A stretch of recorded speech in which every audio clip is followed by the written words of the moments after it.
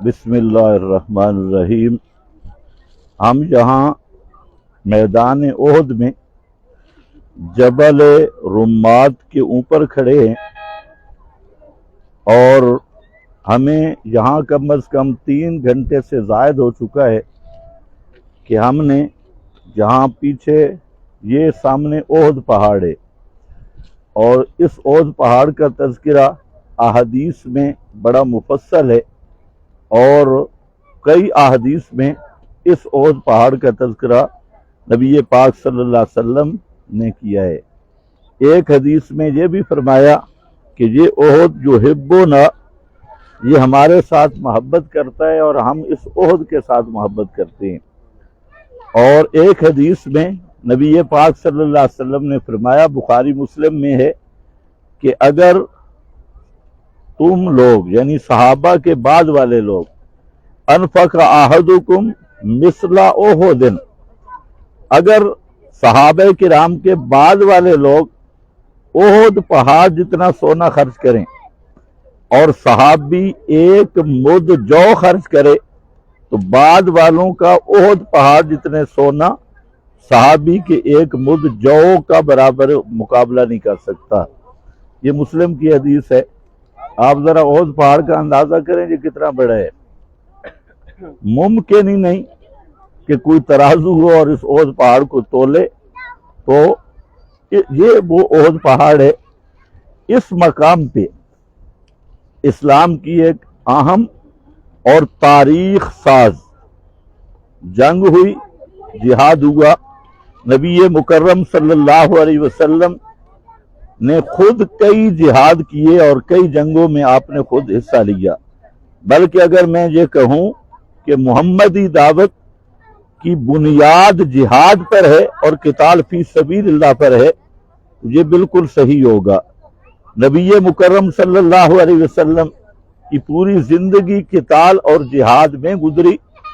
یہاں پر اسلام کی دوسری بڑی جنگ، جس کو جنگ احد سے تعبیر کیا جاتا ہے، اسی میدان میں ہوئی اور نقشہ کچھ یوں تھا جو ہمیں کتاب و سنت سے سمجھ آیا، اور یہاں مصداق اور فٹنگ تو اجتہادی استنباطی ہو سکتی ہے، بہرحال ہم نے جو امانت دیانت سے سمجھا تو جنگ کا نقشہ کچھ یوں تھا کہ یہ جو سامنے ایریا ہے اس میں مشرکین کا لشکر تھا جو کافی تعداد میں تھا اور اس کے بھی مختلف حصے تھے، پیچھے بھی تھے، وہ پیچھے پہاڑ کی طرف بھی، یہاں پر بھی، اور اس طرف یہ جو آپ کو وادی نظر آ رہی ہے یہاں صحابہ کرام تھے، اور صحابہ کرام کے بھی مختلف قبائل، بنو حارثہ فلاں فلاں، یہ لمبی بات ہے، ان قبائل کے یہاں وہ موجود تھے۔ اور یہاں جس پہاڑی پہ ہم کھڑے ہیں اس مقام پہ نبی پاک صلی اللہ علیہ وسلم نے کچھ تیر اندازوں کو مقرر کیا اور انہیں حکم دیا کہ جنگ کا جو نقشہ بھی ہو تم نے اس پہاڑی کو نہیں چھوڑنا۔ تو جب پہلی بار حملہ ہوا تو اسلامی شہروں کے سامنے مشرکین گیدڑوں کی طرح بھاگے اور وہ ان کے حملے کی تاب نہ لا سکے۔ یہاں سے مسلمانوں نے ان کا پیچھا کیا اور مشرکین کا لشکر پسپا ہو کر شکست کھا کے بھاگا۔ تو یہاں جو حضرات تھے اس پہاڑ پر، تو ان کے ذہن میں یہ بات ہے کہ اب جنگ جو ہے وہ جیتی جا چکی ہے اور اب ہمیں یہاں بیٹھنے کی ضرورت نہیں۔ تو ان کا آپس میں اختلاف ہوا۔ ان کے امیر محترم وہ یہ فرما رہے تھے کہ یہ فرمان رسول ہے صلی اللہ علیہ وسلم، جنگ کا جو نقشہ بھی ہو ہم نیچے نہیں اتریں گے۔ دوسرے حضرات نے اجتہاد کیا اور انہوں نے یہ کہا کہ آپ کے فرمان کا مقصد یہ تھا کہ جب تک جنگ جاری رہے تم نے نہیں نیچے اترنا۔ تو جنگ تو ختم ہو گئی، مشرکین بھاگ گئے، ان کا سامان مال غنیمت وہ اب اکٹھا کرنا ہے۔ تو اس تکرار اور اختلاف کی وجہ سے بعض تیر انداز جو ہیں وہ نیچے اتر گئے، 14 کے قریب تیر انداز جہاں رہ گئے۔ جب پیچھے گئے تو خالد بن ولید ابھی تک مسلمان نہیں ہوئے تھے اور مشرکین کے کمانڈر ان چیف تھے، ایک بڑے دستے کی قیادت کر رہے تھے۔ پورے لشکر کی قیادت تو ابو سفیان جو ابھی تک مسلمان نہیں ہوئے، بعد میں حضرت خالد بن ولید یہ اسلام کا جرنیل اعظم بنا، اور اللہ تعالیٰ نے حضرت خالد بن ولید کے ہاتھ سے یہ فارس اور روم کی سلطنتوں کی جڑیں اکھیڑ دی۔ حضرت ابو سفیان بعد میں حضرت بھی بنے، رضی اللہ بھی، اور نبی کریم علیہ السلام کے مخلص صحابہ میں سے فتح مکہ کے بعد ان کا شمار ہے۔ تو حضرت خالد بن ولید نے اب یہ جو نقشہ ہے، انہوں نے ایک نقشہ دیا، تو وہ نقشہ تجھے بتا رہا ہے کہ حضرت خالد نے پیچھے سے حملہ کیا ان کے نقشے کے مطابق، لیکن جو صحیح نقشہ معلوم ہوتا ہے، کیونکہ اگر پیچھے سے حملہ کریں تو ہم ابھی احد کے پیچھے سے پھرے، اور وہ لمبا چوڑا پہاڑ ہے، تو ایک تو یہ اتنا آسان نہیں، اور دوسرا اگر پیچھے سے حملہ ہو تو جہاں تیر اندازوں کے بٹھانے کا کوئی مقصد بھی نظر نہیں آتا، تو کرینے کی آج یہی ہے کہ حضرت خالد کے لشکر نے یوں پیچھے سے حملہ کیا، اور جہاں پر تیر اندازوں کو بٹھانے کا مقصد تھا بیک کی حفاظت کرنا، اس سائیڈ کی، تو یہاں جب تیر انداز نیچے چلے گئے، مشرکین نے پہلے ان 14 تیر اندازوں کو شہید کیا، اور بعد میں یکدم ادھر سے حملہ کیا، اور یہ تقریباً یہ مقام بنتا ہے جہاں یہ مسجد بنی ہے،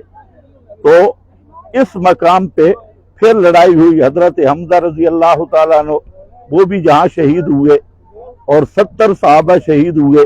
نبی پاک صلی اللہ علیہ وسلم کے دانت مبارک خود جو تھی آپ کے رخسار کے اندر گڑ گئی، اور دانت یہ اگلے دانت بھی آپ کے شہید ہوئے اس مقام پہ، اور پھر مسلمان سنبھل گئے۔ جب یکدم حملہ ہوا تو مسلمانوں میں بھگدڑ مچ گئی، اور سمجھ نہیں آئی کہ یہ کیا ہوا، پہلے تو فتح ہوئی تھی اور اب یہ کہاں سے ہم پہ حملہ ہو گیا۔ تو نبی پاک صلی اللہ علیہ وسلم کے ساتھ ابو بکر صدیق ڈٹے ہوئے تھے، حضرت فاروق اعظم ڈٹے ہوئے تھے، اور چند اور حضرات تھے جو امام الانبیاء کے ساتھ ڈٹ کے کھڑے تھے۔ اور بعد میں جب یہ افواہ بھی پھیلی، ایک صحابی شہید ہوا گڑھے میں، تو نبی کریم علیہ السلام خود گڑھا میں گر گئے۔ جب حملہ ہوا تو آپ گڑھا کے اندر گر گئے، تو مشرکین نے آواز لگائی، شیطان نے اس آواز کو پھیلایا کہ ان محمدن قد قتل، کہ نبی پاک صلی اللہ علیہ وسلم وہ شہید ہو گئے۔ جب یہ افواہ صحابہ نے سنی تو ان کے حالات تو قابو سے باہر ہو گئے اور ہوش گنوانے لگے۔ تو وہاں بعض صحابہ نے اعلان بھی کیا کہ خبردار، اگر رسول اللہ صلی اللہ علیہ وسلم وفات پا گئے ہیں تو اللہ زندہ ہے، ہم نے اللہ کے دین کے لیے لڑنا ہے، پیغمبر کا مشن حق تھا اور مسئلہ توحید اس کو باقی رکھنے کے لیے لڑنا ہے۔ تو اس کے بعد نبی پاک صلی اللہ علیہ وسلم جب یہاں اس گڑھا سے باہر تشریف لائے، اور خالد بن ولید اور اکرمہ کا لشکر وہ اپنے جوبن پہ تھا، تو نبی پاک صلی اللہ علیہ وسلم نے سب صحابہ کو بلایا۔ جب آپ نے آواز دی تو صحابہ کرام اس طرح جمع ہوئے جس طرح بچوں کی طرف ماں پلٹتی ہے اور پورے زور سے پلٹتی ہے۔ تو پھر یہاں پر میدان جنگ گرم ہوا، اور یہاں سے مشرک پسپا ہو گئے۔ 70 صحابہ جو شہید ہوئے، جن میں حضرت حمزہ سید الشہداء ہیں، ان کی قبر بھی یہاں ہے، اور یہ 70 صحابہ کی قبریں ہیں شہداء احد کی۔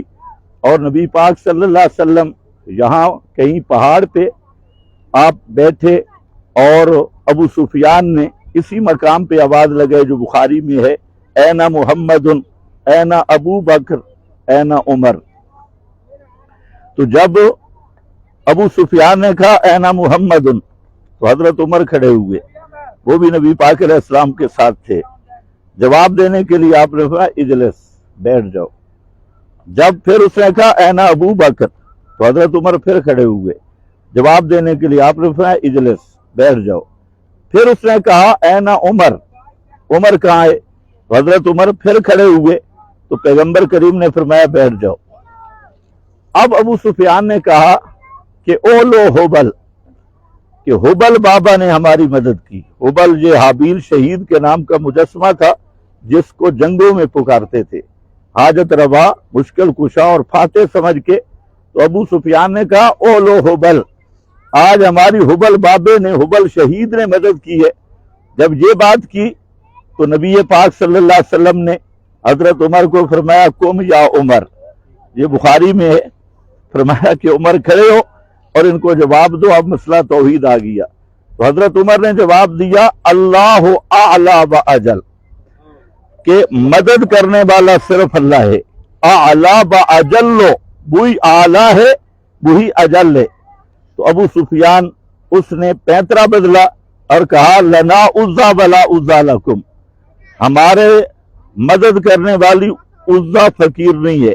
جو مشرک ہوتا ہے اس کا ایک معبود نہیں ہوتا، مشرک کہتی اس کو ہیں جو کبھی کسی کو پکارتا ہے مدد کے لیے، کبھی کسی کو، اور موحد وہ ہوتا ہے جو صرف اللہ سے مدد مانگتا ہے۔ موحد کا عقیدہ ہوتا ہے ایاک نعبد و ایاک نستعین، یہ موحد کا عقیدہ ہے۔